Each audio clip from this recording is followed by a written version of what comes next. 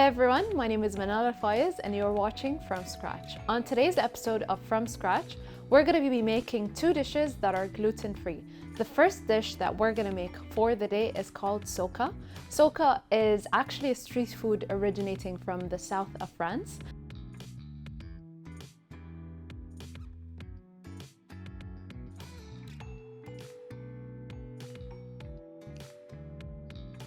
It consists of three main ingredients, and that is salt, some olive oil, and some chickpea flour.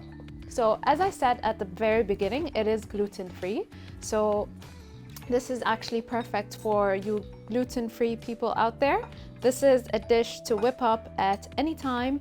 It's super easy and it's very delicious. So we're gonna start off by emptying out our chickpea flour onto our bowl. We're going to grab the olive oil, start mixing that initially, and adding in our water to dilute. Just ever so slightly. We're gonna mix that to form our batter.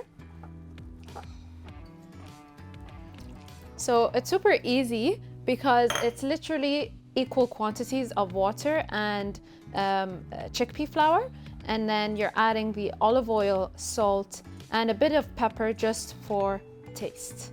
So pepper is not necessary, I just like to add it to add some more flavor. After everything is nice and mixed, I'm just going to add a generous 2 pinches of salt. Mix that together. And the very last thing is some black pepper.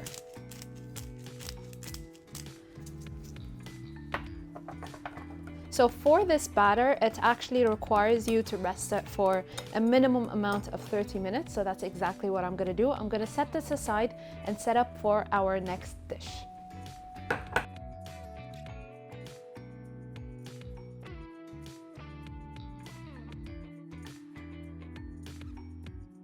For our next gluten-free dish of the day, what we're making is gluten-free brownies. And for that, what you're gonna need is some chocolate on a double boiler. We're gonna start with butter together with our brown sugar that we're gonna cream together in our machine. We've got eggs, some cornstarch, and some Dutch processed cocoa powder.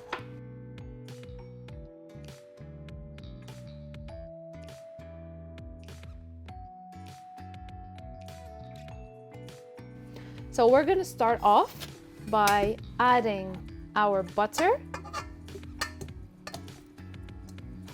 together with our sugar into our machine and start by creaming them together.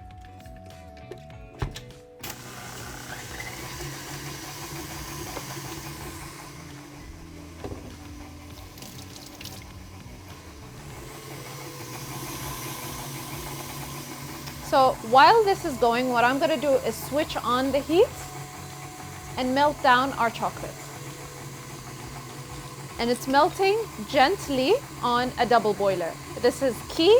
You never want to directly melt down chocolate with direct heat because you may risk burning your chocolate.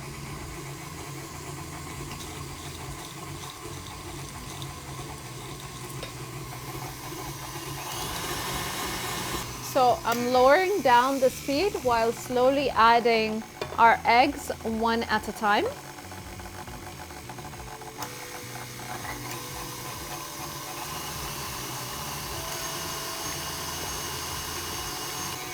I'm gonna switch off the machine and scrape down the edges just to get that back going into the machine itself.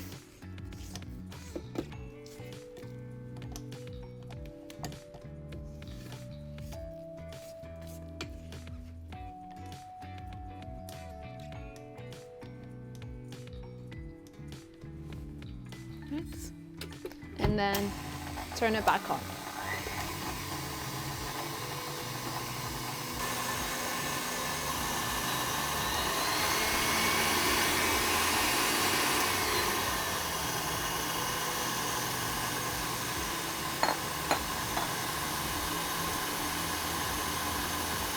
So once again, you do want to keep on scraping down the edges and get that mixed back into the mixture itself.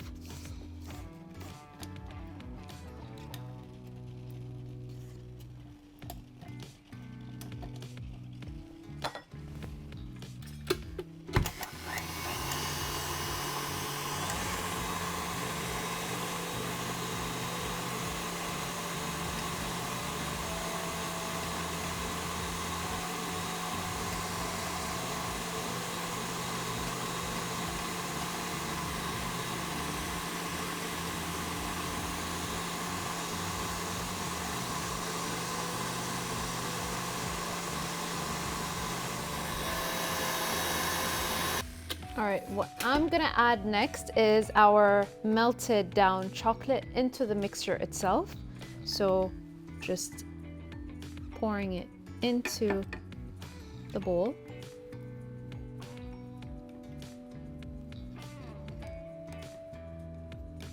We are going to switch back on the mixer and let that mix through.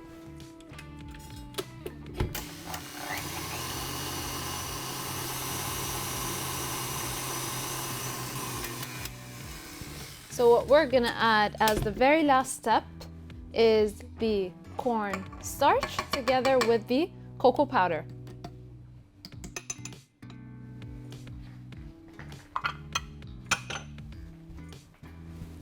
And give that a quick mix.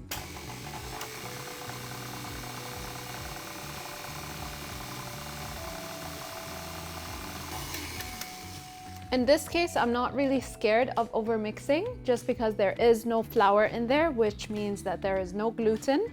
So we're just mixing it until all of those bigger pieces are broken down. What I have over here is a pre-prepared baking tray or tin that is lined with baking paper and butter together with some brown sugar. So what I'm gonna do is empty this right into our container and then pop it in a preheated oven at 200 degrees.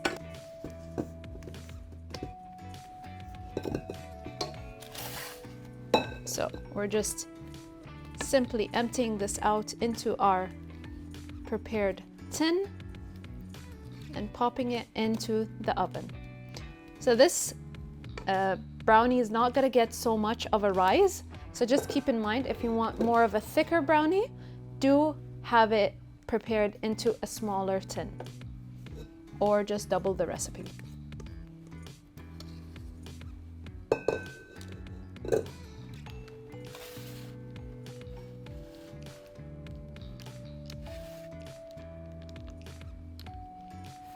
All right, I'm gonna go right ahead and pop it into the oven. As I said, the oven is preheated at 200 degrees.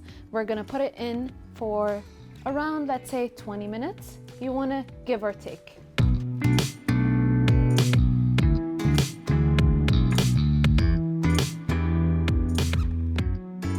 All right, so I have my soka mixture that was resting for around 30 minutes. And what's left to do is actually cook the soka.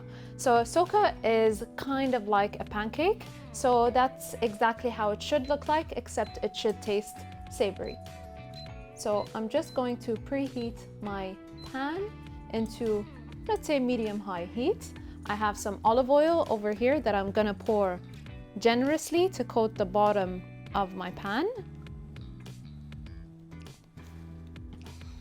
So you could do this two ways. You could either cook it in a pan, or you could preheat a pan together with some olive oil in an oven that is piping hot. You're gonna pull it out and then pour your soka mixture right in the middle.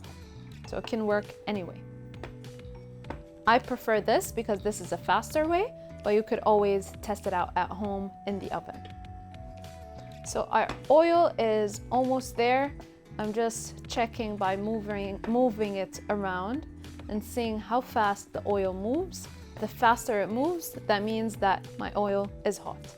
So I can visibly see that my oil is getting hot. All I'm doing is pouring the soka mixture right into the middle, letting it spread out on its own slightly, helping it out with my spoon.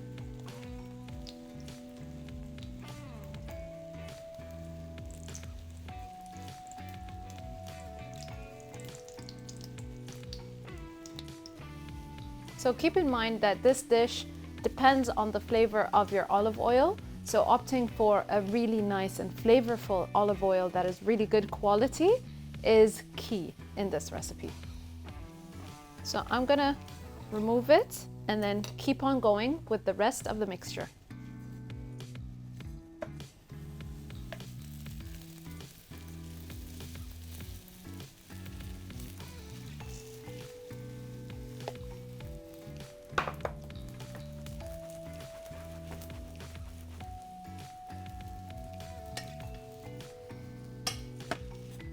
Just checking the bottom that it's not burning, and then emptying it out into our plate, and repeat the process one more time.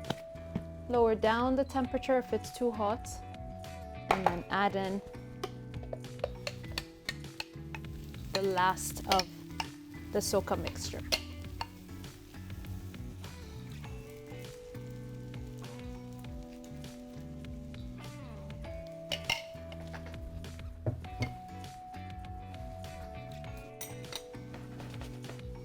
So it just takes a couple of seconds to cook down, and then you are done.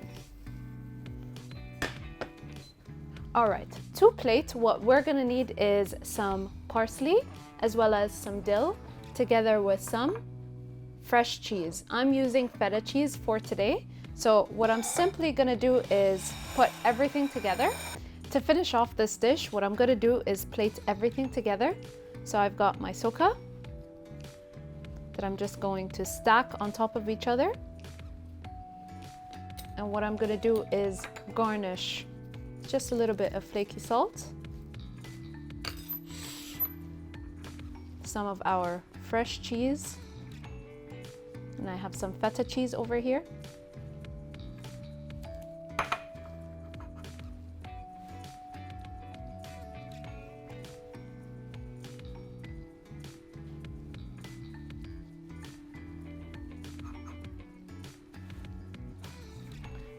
And a bunch of fresh herbs.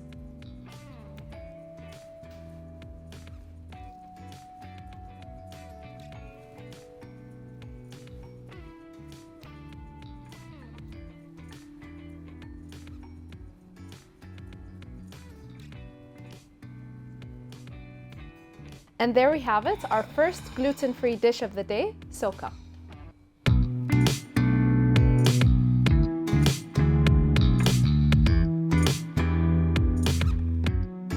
All right, so for the very final step for our gluten-free brownies, what I had done is pulled it out of the oven and let it rest for a minimum of 1 hour. So that's exactly what I did.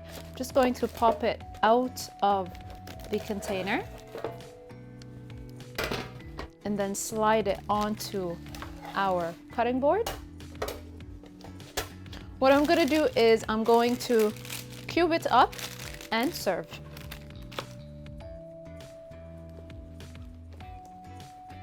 I like to cut them into small bite-sized pieces just because it's easier to eat.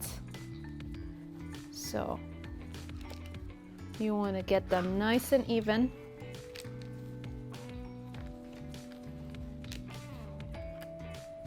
So as you can tell, the brown sugar that we had at the very bottom of the container or the pan crisped up and actually turned into caramel.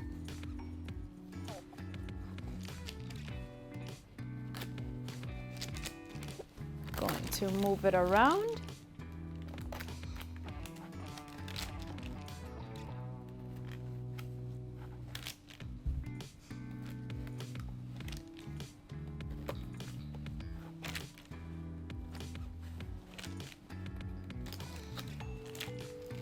All right. So what I'm going to do is I'm going to transfer this into our plate.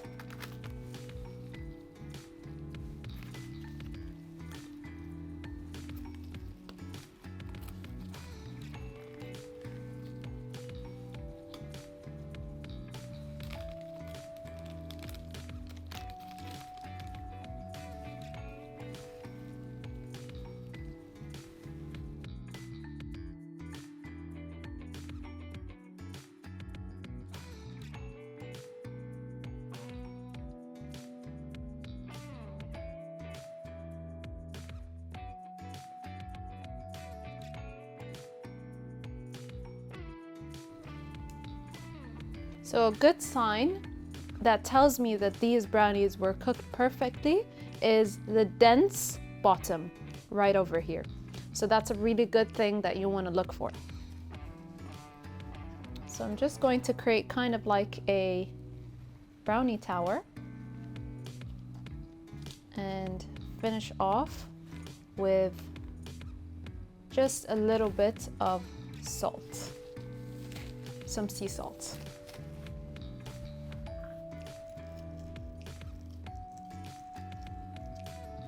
All right, so there you have it, our second gluten-free dish of the day, gluten-free brownies.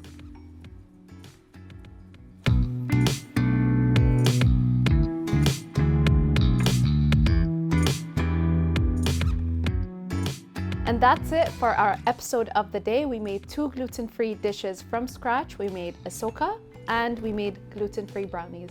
Stay tuned for our next episode on From Scratch.